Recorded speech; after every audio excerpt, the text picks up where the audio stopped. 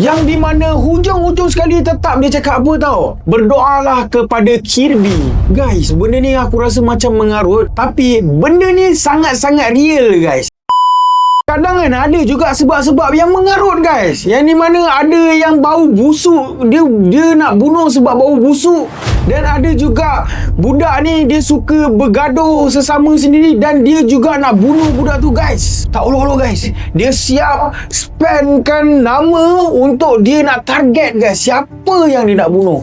Dan kau tahu betapa propernya dia, dan dia siap letak list lagi bahan ataupun barang apa yang dia akan bawa untuk menjalankan aktiviti pembunuhan tu guys.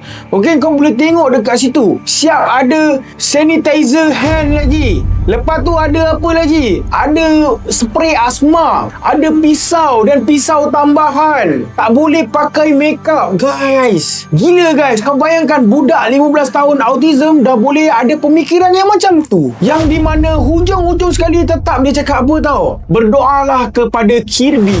Guys, benda ni aku rasa macam mengarut, tapi benda ni sangat-sangat real guys.